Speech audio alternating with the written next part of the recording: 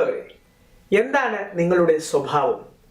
ഒരു വാക്കിലോ ഒരു വാചകത്തിൽ തന്നെയോ ഉത്തരം പറയാൻ ഒരല്പം ബുദ്ധിമുട്ടുള്ള ചോദ്യമാണ് അല്ലേ? നിങ്ങളുടെ സ്വഭാവം നല്ലതാണ് അല്ലെങ്കിൽ മോശമാണ് എന്നൊക്കെ മറ്റുള്ളവർ പറയുന്നത് നിങ്ങൾ ഒരുപക്ഷെ കേട്ടിട്ടുണ്ടാവും. അവരൊക്കെ എന്തടിസ്ഥാനത്തിലാണ് നിങ്ങളെ വിലയിരുത്തുന്നത് എന്ന് നിങ്ങൾ ചിന്തിച്ചിട്ടുണ്ടോ? മറ്റുള്ളവർ നമ്മെ വിലയിരുത്തുവാനായി വീക്ഷിക്കുന്നത് നാം പിന്തുടർന്നു പോരുന്ന ചില ശീലങ്ങളെയാണ്. നമുക്ക് ഓരോരുത്തർക്കും വളരെ ചെറുപ്പകാലം മുതൽക്കേ ചില ശീലങ്ങളുണ്ട്, നാം പിന്തുടർന്നു വരുന്ന ചില ശീലങ്ങൾ.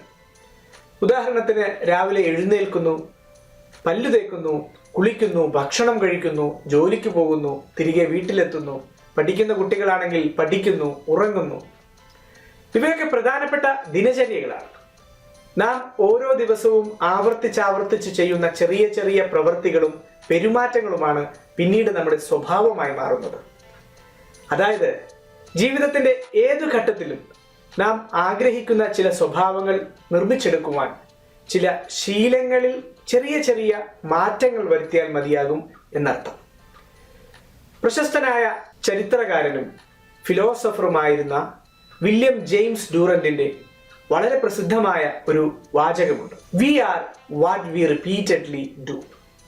Excellence then is not an act but a habit. നാം ഓരോ ദിവസവും ആവർത്തിച്ച് ചെയ്തുകൊണ്ടിരിക്കുന്നത് എന്താണോ അതാണ് നാം ഓരോരുത്തരും. നിങ്ങൾ ദിവസേന ചെയ്തു വരുന്ന, നിങ്ങൾ തന്നെ ഇഷ്ടപ്പെടുന്ന ചില ശീലങ്ങൾ നിങ്ങൾക്കുണ്ടാവും. അതുപോലെ തന്നെ നിങ്ങൾ നേടിയെടുക്കുവാൻ കൊതിക്കുന്ന ചില ശീലങ്ങളും ഇല്ലേ? ഞാൻ കൊതിക്കുന്ന ചില ശീലങ്ങളുണ്ട്. ഞാൻ ആ ശീലങ്ങളൊക്കെ നേടിയെടുക്കണമെന്ന് ആത്മാർത്ഥമായി ആഗ്രഹിക്കുകയും ചെയ്യുന്നു. നിങ്ങൾക്കുമുണ്ടോ അത്തരത്തിൽ ഒരു ആഗ്രഹം? ഉണ്ടെങ്കിൽ എനിക്കും നിങ്ങൾക്കും വേണ്ടിയാണ് ഈ 21 ഡേ ചലഞ്ച്. നമുക്ക് നാം ആഗ്രഹിക്കുന്ന ചില ഗുണങ്ങൾ ഉണ്ടാക്കിയെടുക്കുവാൻ ഒരു മാസ്റ്റർ മൈൻഡ് ഗ്രൂപ്പിലൂടെ വളരെ എളുപ്പം സാധിക്കും. പരസ്പരം സഹായിച്ച് വളരാൻ കൊതിക്കുന്ന ഒരു ആൾക്കൂട്ടം, അതാണ് ഞങ്ങൾ സ്വപ്നം കാണുന്ന മാസ്റ്റർ മൈൻഡ് ഗ്രൂപ്പ്. ആ ആൾക്കൂട്ടത്തിൽ ഓരോരുത്തരും അവരവർക്ക് വേണ്ട ഗുണങ്ങൾ നിർമ്മിച്ചെടുക്കുവാൻ ശ്രമിച്ചുകൊണ്ടേയിരിക്കണം. സ്വയം മാറുന്നതിൽ കൂടുതൽ ശ്രദ്ധ ചെലുത്തുന്നവരാവണം നമ്മുടെ മാസ്റ്റർ മൈൻഡ് ഗ്രൂപ്പിൽ. ഓരോരുത്തരും സ്വയം മാറുമ്പോൾ അടുത്തു നിൽക്കുന്നവരും മാറാൻ തുടങ്ങും. ചുറ്റിലും നടക്കുന്ന മാറ്റങ്ങളിൽ മറ്റുള്ളവരും സ്വാധീനിക്കപ്പെടും. അങ്ങനെ ആ ആൾക്കൂട്ടത്തിലെ, നമ്മുടെ മാസ്റ്റർ മൈൻഡ് ഗ്രൂപ്പിലെ എല്ലാവർക്കും മാറ്റങ്ങൾ ഉണ്ടാകും. എല്ലാവരും വിജയിക്കും. ഈ സിനർജിയാണ് 21 ഡേ ചലഞ്ച് ലക്ഷ്യമിടുന്നത്. അത്തരത്തിലൊരു ആൾക്കൂട്ടത്തെ തേടിയാണ് ഞങ്ങൾ യാത്ര തുടങ്ങുന്നത്. ഞങ്ങളുടെ മാസ്റ്റർ മൈൻഡ് ഗ്രൂപ്പിൽ ആ ആൾക്കൂട്ടത്തിലേക്ക് നിങ്ങൾക്കും സ്വാഗതം. നിങ്ങൾ ചെയ്യേണ്ടത് ഇത്രമാത്രം. ഞങ്ങൾ നിങ്ങളോട് ചോദിക്കുന്നത് നിങ്ങളുടെ ഒരു ദിവസത്തെ 5 മിനിറ്റുകൾ മാത്രം. എത്രയോ മണിക്കൂറുകളാണ് നാം ഫേസ്ബുക്കിൽ ചിലവാക്കുന്നത്. കഴിഞ്ഞ 10 ദിവസങ്ങളിലായി ഫേസ്ബുക്കിൽ നടന്നു വരുന്ന 21 ഡേ ചലഞ്ചിൽ എനിക്കൊപ്പം കരുത്തു പകരുന്നവർ ഇവരൊക്കെയാണ്.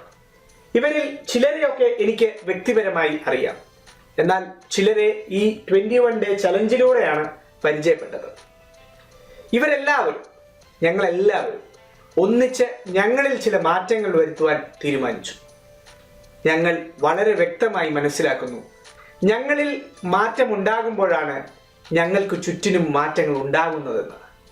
മഹാത്മജി നമ്മെ പഠിപ്പിച്ചതുപോലെ be the change that you wish to see in the world എന്ന് ഞങ്ങളും വിശ്വസിക്കുന്നു.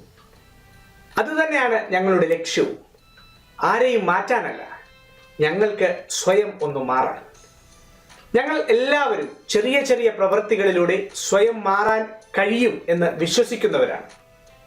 21 ഡേ ചലഞ്ച് എന്ന ക്യാമ്പയിൻ പ്രഖ്യാപിച്ചപ്പോൾ തന്നെ എനിക്കൊപ്പം ചേർന്നവരാണ് ഇവരൊക്കെ.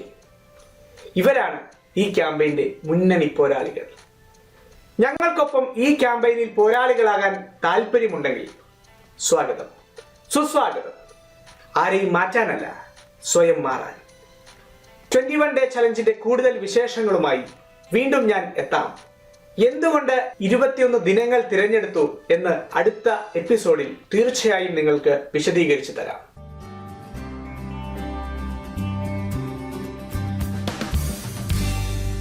മറക്കണ്ട, 21 ഡേ ചലഞ്ചിനെ കുറിച്ച് കൂടുതൽ അറിയുക.